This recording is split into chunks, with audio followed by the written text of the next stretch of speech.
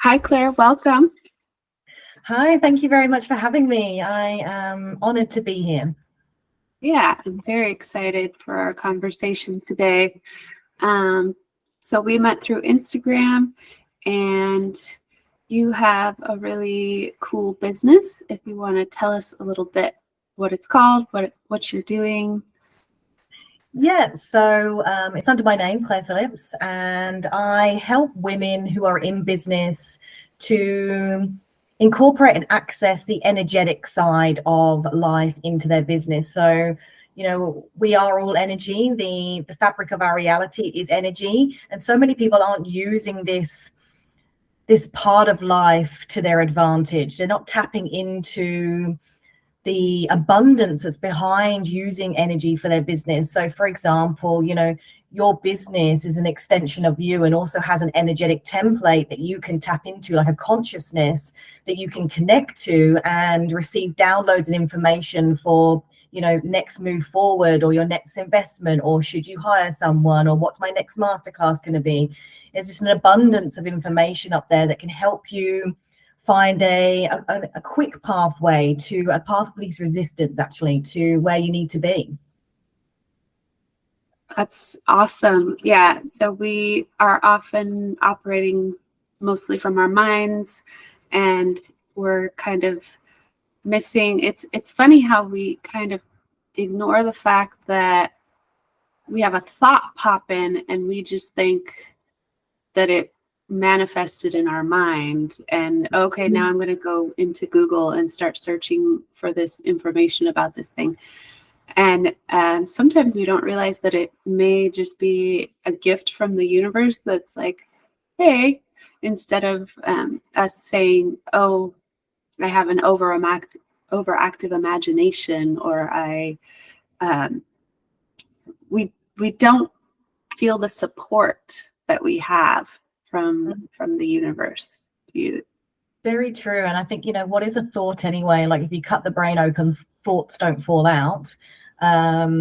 It's a electromagnetic pulse between the neurons, which again is energy. So everything is energy. It's really interesting. If you're into quantum physics, there's so much out there now regarding quantum physics, and it's even been proven that, solid mass like our tables or our speakers or our glass bottles, etc., they're all vibrating, but they're just vibrating at a very minute rate. So everything we're interacting with on a day-to-day basis is energetic. The fact that, when you actually become present in your body and sort of not allow the mind to overrun, you can start actually tuning into the subtle energetic frequencies around you. Like, have you ever wondered, maybe you've met someone and you either get on with them really instantly, like, yes, they're like my best friend, I know I've met you before, or maybe you meet someone, you're just like, I don't like that person. You don't know anything about them, you just met them, but it's this like energetic frequency that you're tuning into constantly, and you're reading without even knowing. And then when you learn to actually tap into this and read it correctly and have an understanding of it, it becomes really, really powerful. Your intuition is so powerful, and feeling safe in your body and trusting yourself is key to being able to follow your intuition. And your intuition is always going to lead you on the path of least resistance, following those gentle little nudges. Have you ever had those thoughts where you're like, oh, I'm going to go do this today? Or maybe you're driving to work and you go, oh, I'm going to go a different way. And then you find out when you get to work that maybe you missed a car accident or a big pileup. That's your intuition, your little subtle nudges telling you that's not the right way. Let's go this way. But so many people are disconnected from themselves and are so stuck up here that they miss those subtle nudges. Yeah, absolutely. And so many people would say that following intuition, hearing what the body and the emotions are telling us is not necessary. It's nonsense. That's woo-woo. And really what we're dealing with all the time, like you said, is the vibrating that is in each object. Like, every object is particles, electrons, protons, neutrons, and spinning around each other and then connected to other particles. There's a lot of space in between all of these particles, and everything is vibrating and moving. And so there's nothing woo-woo about it. It's chemistry, it's and science. It's so funny. We're so reliant on science to explain things. But that's just something we made up. It's just a process for us to understand what's happening in the world. And so for us to rely on it as though it were this entity that explains everything. No, it's something we made up. So. And these practices as well with energies and energetic and consciousness and however you want to, describe it, have been around for thousands of years. I don't know if anybody's ever read the Kabbalion, but I highly recommend reading the Kabbalion. It comes from, prior to ancient Egyptian times, or no, just before ancient Egyptian times. So, and this wisdom is still being used today. And now our mainstream science is actually backing this wisdom. So it's really interesting that this has been passed down and maybe miscommunicated along the way and lost within, the Roman Empire and the wars and et cetera, but it's starting to come back again as we remember where we've come from and what we're here to do. So it's a really beautiful time to be alive as this big, great awakening or remembrance is occurring around the world, which is fabulous. Yeah, it really is. When we're connected with our source and real knowledge, we can be a lot more free. We can be a lot more effective at what we're trying to do. We're connected with our eros and our desire. And as you mentioned, the Roman Empire, there was a time when things were stripped away. Slavery became this very big technique for controlling. It's to me, it comes from basically a fear of abandonment, a feeling of not being loved. And so now I need to control all these other people to make sure I'm never left alone. And so with that, all of this ancient wisdom was stripped or shamed, and people were convinced to hate themselves and to mistrust themselves and their intuition. So it's really, like you said, a beautiful time to be alive, where we're bringing it back and we're remembering. Absolutely. I think, we're really coming into balance again. It was we've been driven by a very heavy masculine energy for a very long time now. And I'm not saying the masculine energy is bad. We need both. It should be, beautiful, equal dance and balance between the feminine and masculine. But for a long, long time, we've been in a very heavy, toxic masculine energy of, like you said, the control, and also toxic femininity, the manipulation. That's a very toxic or a shadow trait of the feminine, and control, shadow trait of the masculine. So we've been in those shadows, and now we are coming out the other side of that and learning and embracing the shadows as well as the light, because we all know you can't reject the shadow. As soon as you reject the shadow, it keeps playing out. So, the light and dark are the two sides of the same coin. You need to reconcile both and accept both to have this balance. Otherwise, you're going to have to swing of the pendulum between the two, which is kind of what we've done. We were swung up here in this masculine shadow, and now we're swinging over here into this feminine shadow. I think, I might get shot for this, but I feel that some of the feminine movement is gone too far the other way, and we've really shunned the masculine. And we need the masculine. We need the protection, the leadership, the presence of the masculine. That beautiful divine masculine energy is stunning. But I feel that we've gone a bit too far with the feminine, saying that we don't need the masculine, we're independent women, etc. And I'm all for independence, but I also recognize that the feminine is beautifully surrendering to the masculine, and there's this very beautiful flow when you get it right. So yeah, that might trigger some people there, because I know there I've had many conversations about it, but yeah, we need each other. There's a reason that there is the masculine and there's the feminine. There is a beautiful requirement of both. Not one is better. There is beautiful qualities to both sides, and shunning one side is not going to help matters. It's just going to tip us to the other side of the pendulum, which is sort of where we're at the moment. Yeah, and I personally can relate to that, because growing up, I became kind of an ultra feminist, and that was really just, as I've recently uncovered in doing my shadow work, just a way of protecting myself from the rejection and abandonment that I felt by my father. And also the way he raised me was to believe that I couldn't rely on anybody, and that the only thing that a man would ever want me for is sex, like specifically said those things. And so I came into this hyper masculine energy and identity feeling like I have to do everything myself. And then it just really led to burnout, and it didn't lead me. It sapped my creativity from me. And so now trying to get back into a balance where I'm learning to trust masculine energy and not automatically see men as dangerous has been a challenge, and it's been a journey. And I'm super blessed to have men in my life that are displaying the healthy, divine, masculine. Beautiful. And understanding too that people will make mistakes and there will be slip ups, and we don't have to swing back over to, oh no, now I have to be hyper vigilant and hyper masculine.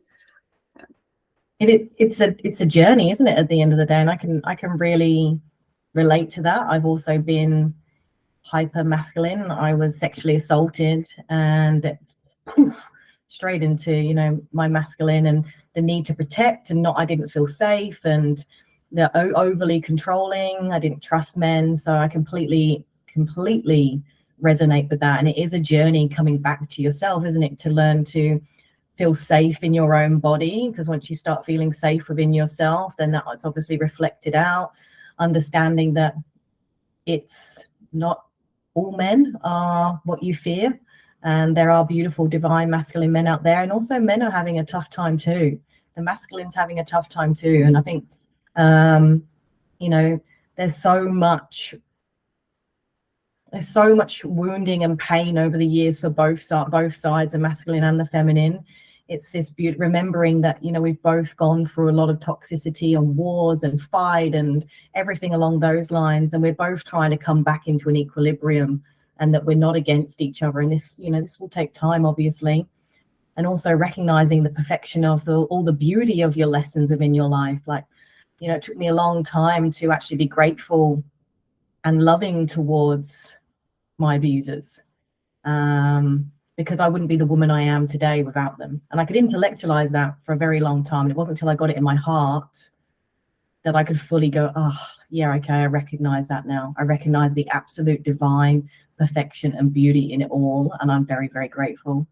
And at a soul level as well, your soul's craving for this. Like, it sounds really, I explained this to someone once, and they're like, that's just disgusting. And I was like, okay, cool. Well, we can have different opinions, but at a soul level, my belief is that, your souls come down here to have all these experiences, and we label them good and bad. We label everything good, bad, right, wrong, etc. But at a soul level, it's an experience, because up there is beautiful, just unconditional love. There's no variation, there's no contrast, there's no polarity. That's why when we come down here, it's really freaking hard, because it's like the extremes of it all. It's, we're here in flipping Earth School, and it can feel really yucky. And we're wondering, well, why did I sign up to do this to myself? And my personal belief is experience. The experience of it all. At soul level, we've come down to experience polarity and the differences, and learn lessons on how to maybe come back to love, because that's what we are at our true core. And it doesn't matter what happens to us in our lifetime, we'll always be loved, even if we recognize it or not. Yeah. Having a body, feeling sensation. So much of our sensations there are so many stories around our sensations. Like, if I feel pain, oh my God, I'm about to die. Like, my body can't tolerate that. But really, it's just, if you lean into it and you're like, oh, I am actually having a sensation, and I can actually see that there is pleasure within pain. And I can see that there's, always beautiful lessons. I'm learning my boundaries. I'm learning my limits. I'm just having a very unique experience. And when I'm here in this body, this is my chance to have this experience this way. And it's very exciting. It doesn't have to be terrifying. And the men are actually, from what I've seen, what I keep hearing from women in the dating world is that, oh my gosh, they just don't take any initiative. They're so lazy. They can't do anything. And we've, as a collective gender, women have told them for many years that them doing anything like that is toxic and dangerous, and we hate it. And so yeah, there's certainly been toxicity in the way that it was handled before with the control. So for us to just recognize the beauty and the power within each other and accept that we are meant to be different and love that about each other is really, I think, part of that whole journey. I agree. And just going back to a point about the emotions and the stories, I think one of the most powerful tools that anyone can learn is to be able to sit in their body and feel the sensations without an attachment to them, without an attachment of why they're feeling this or where this is coming from, and is it related to this trauma or this conversation or whatever. It's just one of the biggest things is to stop labeling and just allow your body to feel. Your body is so amazing. When you just allow yourself to feel, it shifts through you and it's gone. You don't have to have the story and the attachment. We keep ourselves stuck in a loop, a perpetual loop, a cycle of what is this and how does this feel, and oh my god, like, just feel it. Just allow the sensations to go through. And yes, some days you might feel a bit more yucky than others. Great, that's okay. But yeah, it's so powerful just to feel them rather than to get stuck in a story. And I think that was one of the biggest realizations I had on my journey. I'm not too sure for you as well, but like not having the attachment and just allowing the sensations to move through me. And I process my emotions way quicker now because I don't have an attachment to it. And I move. I don't know, have you ever tried the dance, like a bit of, putting some music on, setting the intention to move your body and just allowing it to move however it wants? It's really powerful. And it just releases any stagnant energies, and you often might cry or laugh and there's no attachment to what's happening, but it's just a beautiful way to shift what's going on in your body. Absolutely. And it's also so powerful to kind of create new change within our tissues, because our emotions, when we've stuffed them down forever and we've, maybe there were stories and we were told that those stories weren't true, or they're unpleasant, so we don't want to feel the emotion. And when we go back and we find the story and what happened, then we can detach from it. But it's usually when we're suppressing it that we are unable to detach. And it's so interesting, though, you can get still caught in that loop of going back to the story and going back to the story. And it's like, well, no, if I've processed and released it, if I've seen what the story was, and I'm allowing my emotions to happen, and I did a ritual, something around it, and allowed it to move through, like you said, you can now process the feelings so much more quickly when you're not repeating the story. So it's just a movement. So go back to the story, uncover it, see it from an adult perspective, feel all the feelings, get to forgiveness if you're ready for that. If you're not ready for it, that's okay. But then allowing stuff to just pass through and not reiterating that old story over and over and over, because it's a waste of time. Yeah, absolutely. And it's really interesting when you're talking about the emotions being stuck. So working with women and women in business, a lot of women all women will store their emotions in their womb, in their hips. So the womb especially becomes emotional junk drawer. And this is my personal belief, and there's a lot of stuff out there as well backing this, that a lot of women are struggling with with endometriosis and PCOS, etc. now, because our wombs have become these emotional junk drawers that we're not processing. And let's not forget as well that epigenetics. So if people who are listening are not too sure, that's your genetics within your body that can be changed. There's a really great guy to listen to, Bruce Lipton. He's done a lot of studies. Now, originally they only thought that generationally that trauma can only be passed like around 2 or 3 generations, but they've just done a recent study. It's now 14 generations it can be passed down. So that's 14 generations that we're holding on to. And as women as well, you know, you're coming from your mother's womb and you've got your own womb. These emotional junk drawers aren't just your trauma. This is your generational trauma as well, which, you know, just I can just think about my family. I might, you know, 2 world wars, famine, you know, rations, loss, death, you know, sexual assault, you name it. It was all going on in that's before you've even started in your own life. So the womb, particularly for women, is such a important space. It's our seat of creativity. So if anyone's listening and they're struggling at the moment with their creativity, or if they're having endometriosis or PCOS, I'd really implore them to go and work with someone around what they're storing in their womb, what trauma is there from their lifetime and other lifetimes.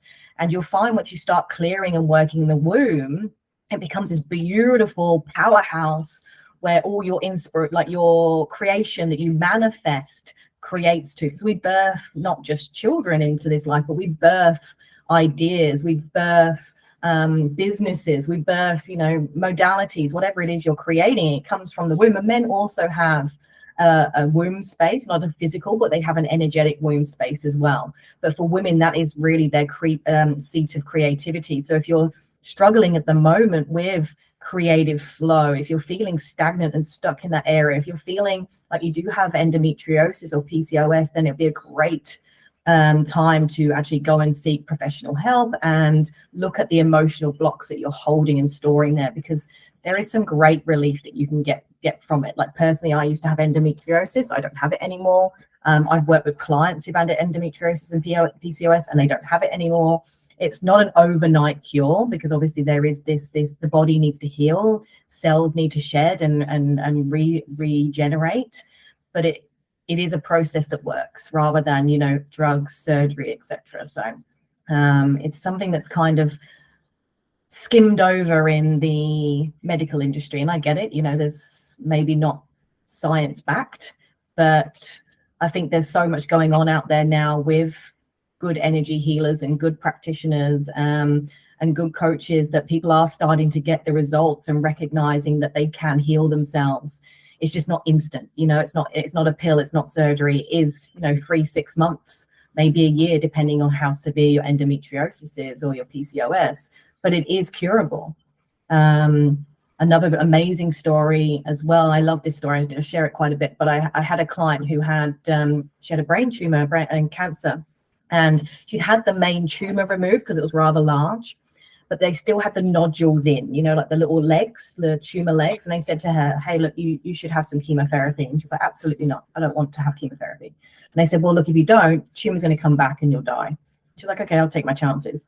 So she went on a alkaline diet, and she had regular like Reiki energy healings with myself and someone else as well. And she did other energy things.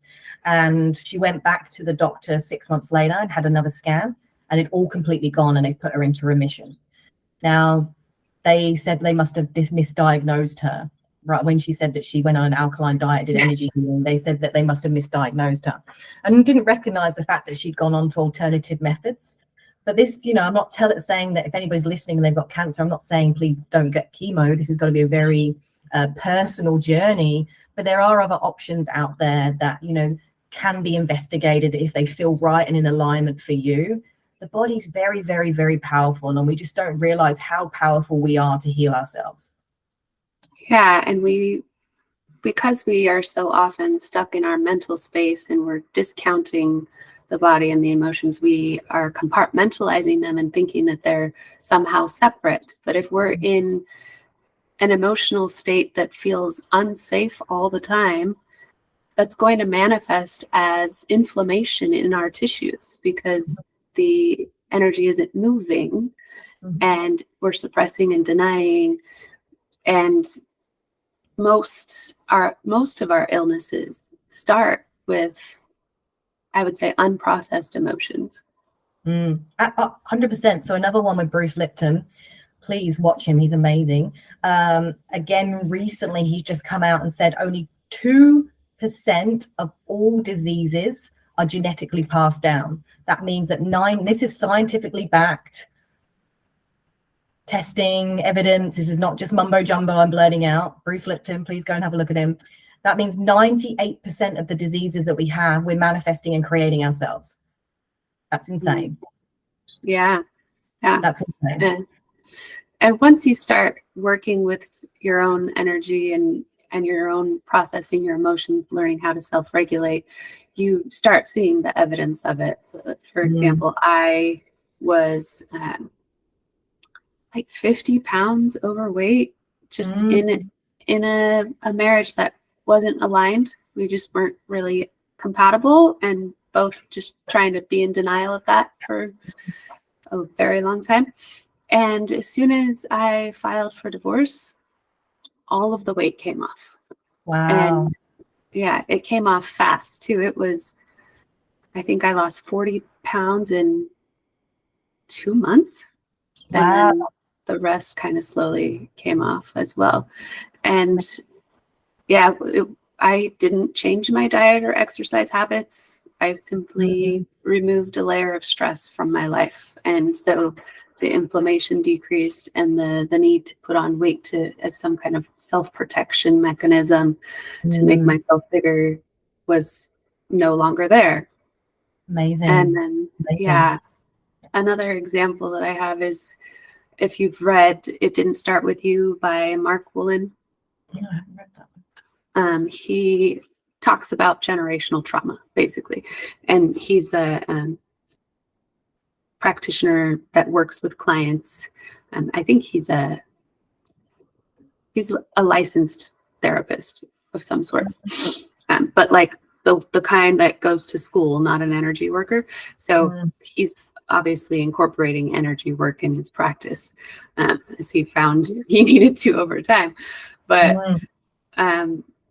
I had this heavy sense of just dread and fear all the time. Couldn't handle like loud noises, was always feeling like I was being threatened, like someone was after me to kill me. And I was going through my, childhood stuff, and I'm like, that I don't think that equates to that. I don't really know this. Nothing really adds up to that. And finally, after understanding generational trauma, something clicked where I was like, oh, my mother, a couple of years before I was in her womb, she had left her prior marriage, and her husband was physically abusive, beatings, severe beatings. And then at one point when she said she was leaving, held a gun to her head, cocked and loaded.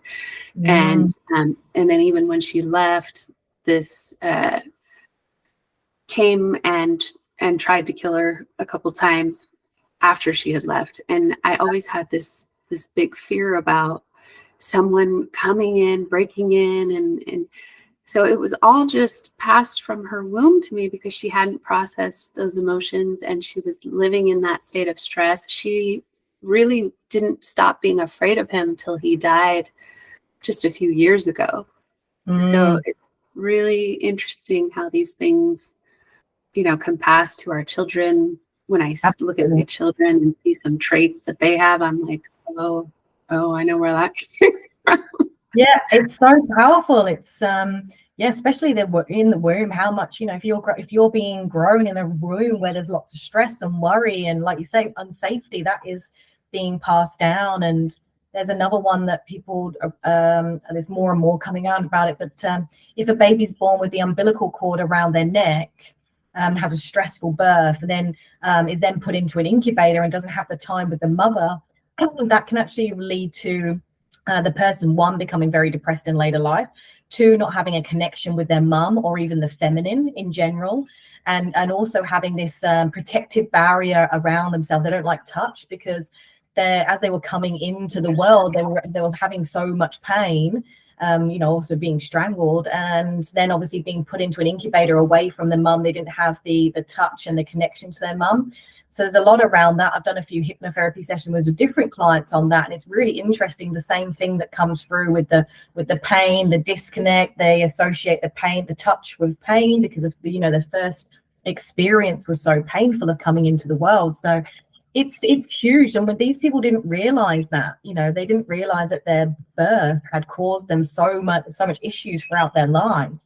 It's not till you go back and reconcile that you're like, that makes so much sense. I feel so much better. They just think that maybe there's someone that don't like to be touched, or they're just disconnected from themselves, or they don't really want to be hugged by their mum or touched by their mum. And there's a reason for that. There's always some form of something going on, but there's not a lot of information out there about this stuff. And this is why it's such a beautiful time to be alive, because we're really recognizing the power that hypnotherapy and somatic work and energy work can have.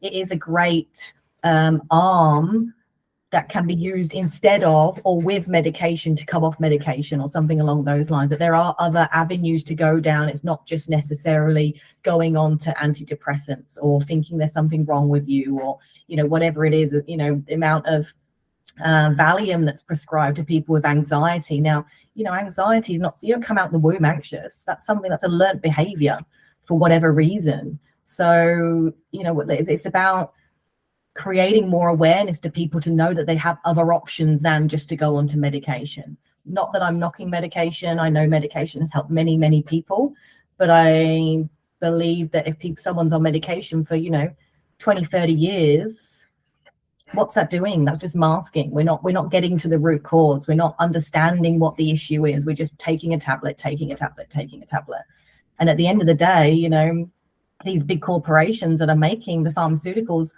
want you on tablets because they make money out of you. So it's in their interest for you to keep the tablets, taking the tablets. So yeah, it's a beautiful vicious circle we're in. Yeah, and the field of psychotherapy it was not very long ago where they were pushing that if you have some kind of behavior problem, it's a problem, and that's undesirable, and that means there's something wrong with you, like you have a chemical imbalance in your brain.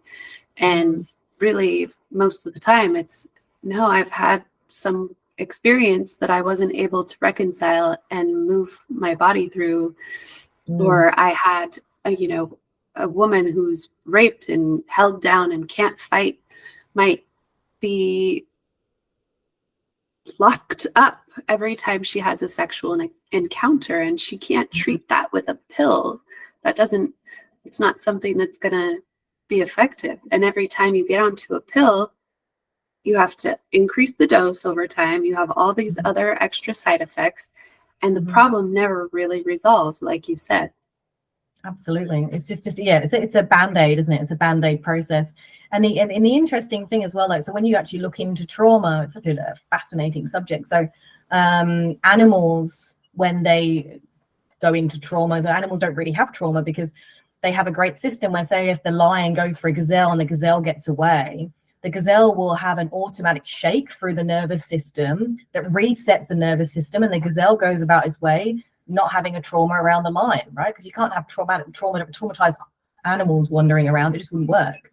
So humans and domesticated dogs are the only two beings in the world currently that actually have trauma.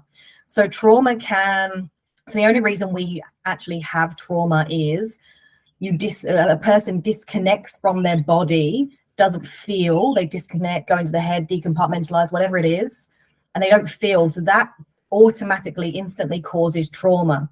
Now, there's a really interesting story, and this comes with a trigger warning, because it's around a lady who was, I think she was in India. I can't remember her name, but she was gang raped by 12 men, and she actually stayed in her body the whole time and felt the whole process. Miracle. She then went on to create a sanctuary and a what's the word? She became kind of like a guru for followers to come and follow her. She has, I would say, like she was a bit like, yeah, a guru. Well, I'll say a guru, and a guru in India that people followed and went on pilgrimages with, etc., including the 12 men who actually attacked her. They now work for her and bring people to her to help, so she can help heal them and talk to them and facilitate them. And she's very much never had any experience, any trauma from that, because she stayed in her body and felt every single sensation.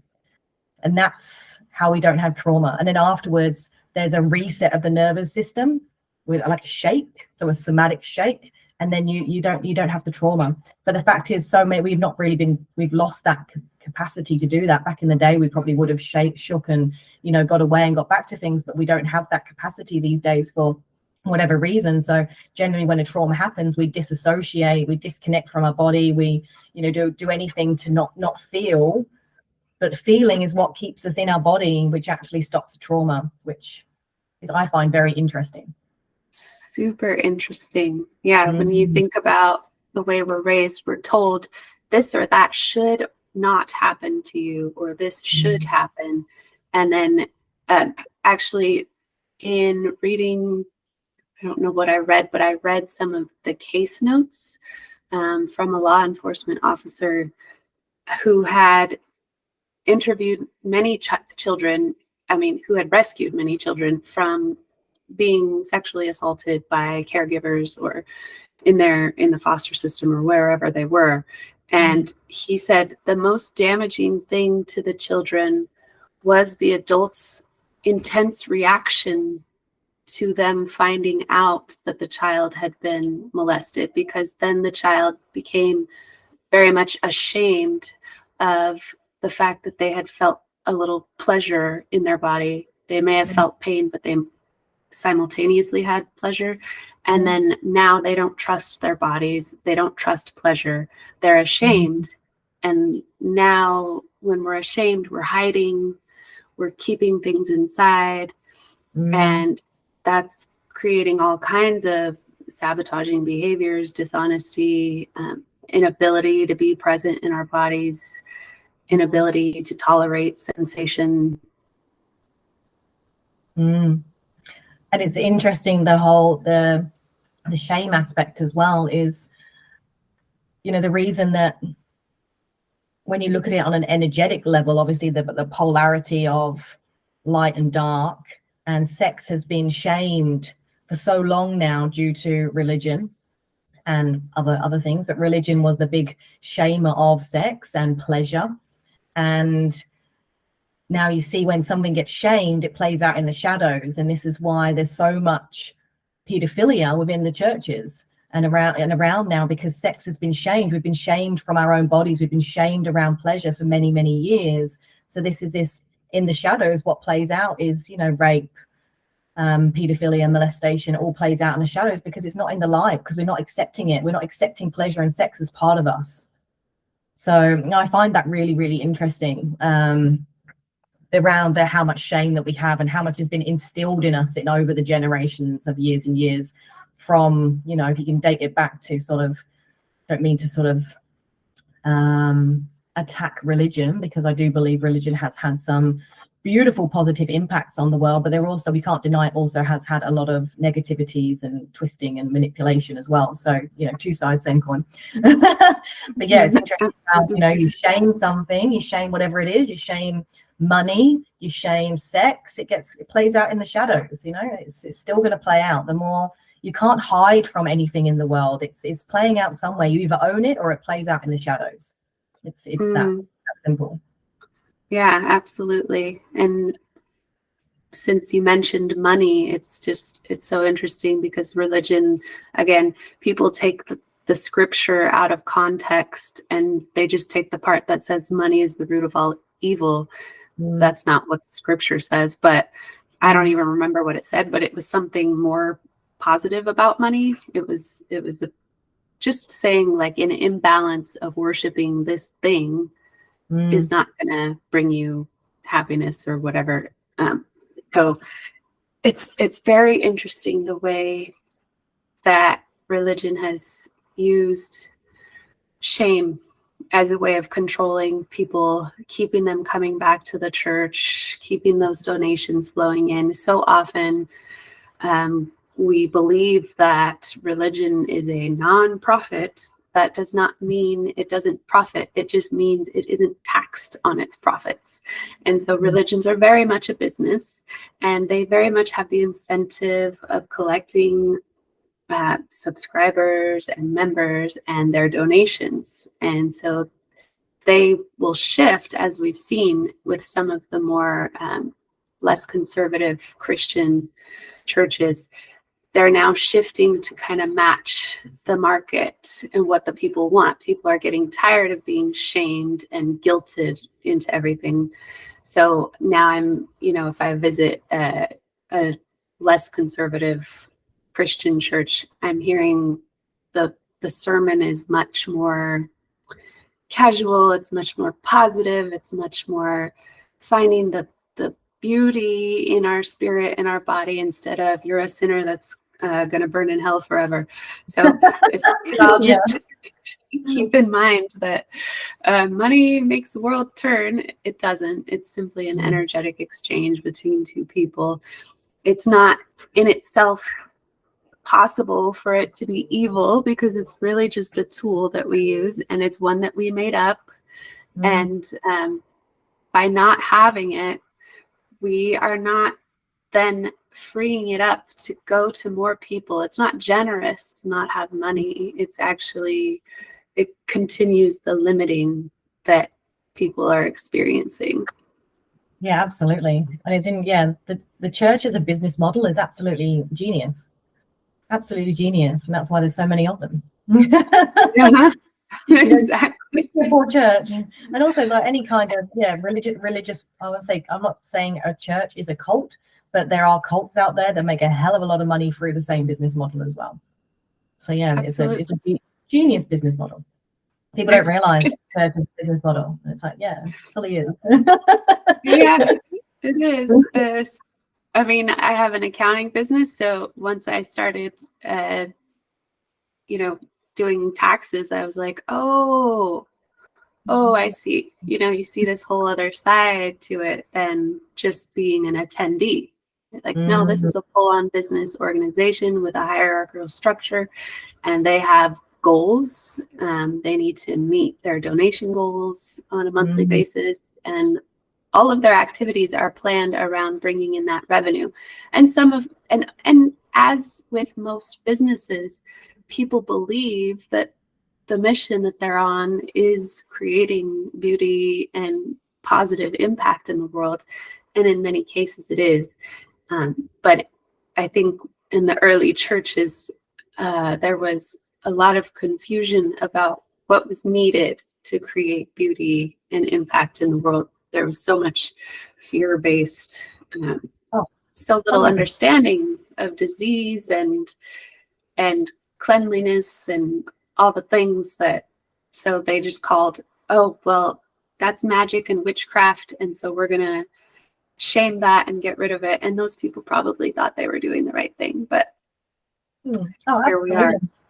And then, look, I mean, back in the day with churches as well, churches had all this gold crosses and jewels and goblets and all this kind of stuff. And then, the poor people that were going there barely had a threepence to rub between them. They could barely bake bread, and they're giving their last bit of coins just so that they, would go to heaven or whatever their belief was. So it was a very corrupt system back in the day. And maybe they did feel that they were doing right.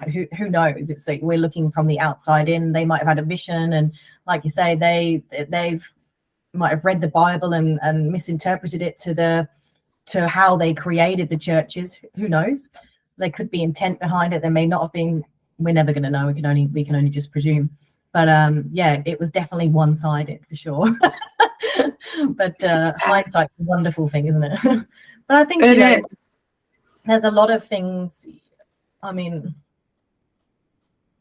if we look back on many of the great kind of eras, look at Romans, look at the Greeks, the Egyptians, there seemed to be that hierarchy still. You know, the rich were rich and the poor were poor, from what we know and understand. It's not till really that you sort of go back into like Mesopotamia times and the Incas and things like that, where it seems to be a lot more level and balanced. And like Babylonia, I believe, was so very, very much more a harmonious way of life, from what I understand from the readings that I've seen. I could be, you know, someone might think that's not the case, and that's fine. But I believe, I don't know what happened. If someone would like to tell me, that'd be great. But something had flipped at some point, and there became this hierarchy that came into place. And then that, you know, especially when the Romans came in, it all went to pot, didn't it? So they really just decided, you know, and obviously I'm British, so we had definitely had a hand in going around the world conquering and just causing absolute devastation. So yeah. People got greedy, you know, you know, Vikings invaded and the Romans invaded and the Greeks invaded, and, you know, I think the French and the Spanish also were pretty big on invading. So yeah, I don't know if men just decided, got bored and got greedy. I'm not too sure what happened. Yeah. Like, where did that start? Where was it like, yes, let's just go and absolutely rape, pillage all these other countries and see what's going on out there? Yeah, it's fascinating to think about. I have my theories, but I can't prove them. So, but always you know, when we can connect mentally with things that make sense, right? We can make sense out of situations that have happened and shame and trauma, and we can find that story, and then we want to move to let it go. It's not enough to just cognitively think about these things. You mentioned somatic practices, energy practices. What are some of those? What does it look like to work with a client who is dealing with something like that? What methods do you try and find? So yeah, I always work with my clients on a mind, body, soul level, because as we know, they live in all three areas. So cognitively usually works with hypnotherapy. I think it's such a beautiful modality.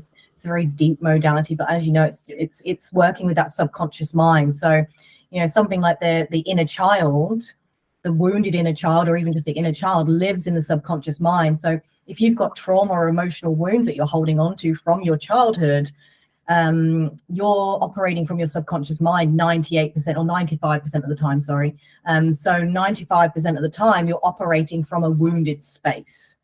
So being able to go in and access the subconscious mind and help reprogram that is really, really powerful. That's a layer. Then somatically as well, we can work with somatic release exercises. So there's certain stretches, there's certain eye movements, and certain positions that you can do to release traumas from the body. Like, so for women, there's a really hold a lot of trauma in their hips. So there's some great processes you can do to help release the somatically for them. There's also dance movements, etc., as well for somatic, which is really, again, it's just about dropping into your body and allowing your body to feel those sensations.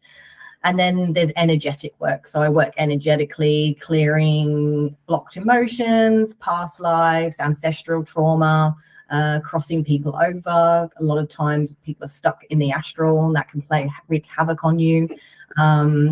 Or the energetic work is very interesting. Yeah, so to say past lives and this lifetime, energetically what you're holding on to and storing, as well as, you know, other past lives as well, because as a soul, you know, we're a multidimensional being. There is no such thing as time. It's just this one continual thing. So your soul is having multiple lives in this one experience, if that makes sense. So as your experience this current lifetime, your soul's also experiencing another lifetime that you may be experiencing trauma or have an attachment to the trauma or the wound.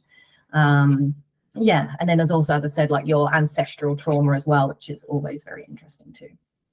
Yeah, that part is really fascinating to me. I like to work in that realm. And really, a lot of this is very simple and people can do it themselves. But if you could speak to the power of working with another person or in a group dynamic, why that kind of heightens the results. From personal experience, so from my past and my trauma, I had a lot of trust issues, and I started out doing a lot of the work on myself. And it's true, you can do the work on yourself, but you can only get so far yourself because you're very much seeing the experiences from your perception. Once you start working with a mentor, and a good mentor as would definitely like someone who resonates with you, someone who's, you know, doing the work, embodying the work, etc. They have a way of questioning you and getting you to think outside of your box so that you're seeing a different perception, a different world view of what's happened. So that allows you to process things differently, and allows you to become unstuck as well. Also, you know, energetic work, yes, you can do energetic works on yourself, but it can be hard doing the energetic works on yourself because you're attached to it. So you get lost in your head and what's this, what's that, whereas someone else is doing it, they're not attached or invested in your story. Same with the somatic stuff, you know, talking you through the somatics. It can be very overwhelming when you first start doing somatics because you're feeling all these feelings. You're like, what is this? And as we said at the start, if you're doing somatic work and then getting stuck in a story, you're not going to get the full release from the somatics because you've created a story, so you've disassociated and you've disconnected, so it can leave you stuck. Hypnotherapy as well, there's lots of stuff obviously you can do online and, you know, download, etc., but there's nothing like an actual hypnotherapist doing a free like a what's the word when I say free, like a free rolling, like a it's not a template, it's going in and seeing what comes up for you because your particular journey is obviously very personal. So a guided hypnotherapy is very different to a free run hypnotherapy where, you know, you sink someone in and it's like, okay, where are you? And that's the subconscious mind talking to you, and you're talking out that particular experience. You can go right down a rabbit hole of stuff that you didn't even know existed, whereas a guide is only going to take you so far. So yes, you can do this work yourself, and it's amazing to have these tools. You're going to get there a hell of a lot quicker and a lot deeper with the help of a mentor. Absolutely. And then that reminded me of when you said the other person kind of has a different perception. Also, the energy of the two of you present together, the other person can have downloads that you wouldn't have. And because you're talking about the rolling hypnotherapy, like that energetic exchange, there's information passing between two people all the time that is not verbal. And I think that's also a powerful thing that we don't count because it's not something tangible that we can see all the time. Absolutely. And it's powerful as well as like someone might explain something to you in a way that you'd never thought of before. And it helps you to click in at a deeper level. And you're like, I understand that so much better now because you're getting someone else's perception on it, someone else's medicine. So yeah, working with other people is the way forward. And I'm not just saying that because I'm a coach, but personally it helped my journey, and it accelerated my journey as well. So I could only get so far on my own, and then I noticed once I started working with mentors that it accelerated and elevated a lot quicker. So I now have I have a transformation mentor, and then I have a business mentor as well, and they're worth their weight in gold. The money, and it's an investment in myself. And the more you invest in yourself, the more you see back. That's also been my experience. I was definitely just reading books and watching YouTube videos and following gurus and teachers. And then I kind of was like, all right, I'm gonna need an actual coach, somebody because I just found the results were stagnating, and I wasn't able to move forward. And then, that first initial investment in a coach, I mean, we could talk about the money stories that come up for people around investing in a coach. Mine were, I just don't have that. But when I spoke with the right coach, the story evaporated. It just kind of was like, my body kind of took over and was like, we're doing this. We're signing up. And I was like, cool, where's the money going to come from? But I figured it out because it opened up a I guess, a portal or a way of thinking, like, where is it going to come from? Not, it's not there, I can't do it. It's like, how am I going to do it? I'm going to do it. Shift in energy, definitely. And also a question that I often ask is, how much is it costing you staying the same? I'm not talking money. Money's irrelevant. Like, money's just an energy that we get so attached to. But what is it costing you mentally, physically, emotionally each day? What's it costing your relationships? What's it costing your business? What's it costing your life? Like, that's the big picture. People get really hooked up on money. Money's irrelevant. Yeah. And we're so terrified of death that we often avoid much of life. And it's like, well, we're here to have this experience, and we're the clock is ticking. This body's not going to be here forever. We're not going to be able to have the experience through this lens forever. So let's start actually feeling the joy and the pleasure of having sensations and having experiences and following our desires instead of staying in fear of death and contraction. So true. So true. Well, we're coming up on our hour, and I think this has been really valuable, and I thank you so much for being here. Thank you for having me. I've really enjoyed our conversations. I love talking to open-minded people like yourself and hearing your perspective on things and your journey. And it's always really nourishing and helps me grow as well, hearing the other side, like other people's opinions and stories too. So I love it. Yeah, absolutely. I do too. I will put contact information in the episode description, but if you want to just tell people where to find you, in case they're driving and can't read or something. Yeah, no worries. So I am on Instagram, Claire Phillips _, and then I'm also on Facebook, Claire Phillips. I do have a TikTok, not very big at the moment, so I will send you either to Instagram or Facebook.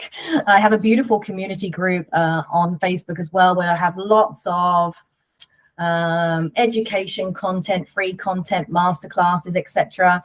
So if you're a businesswoman who is looking to step into her unapologetic self, start embodying that true essence, not be afraid to speak your truth and create big impact and step into that leadership role that you've come here to do, then I'd highly recommend you come and join, and would love to see you there and connect with you.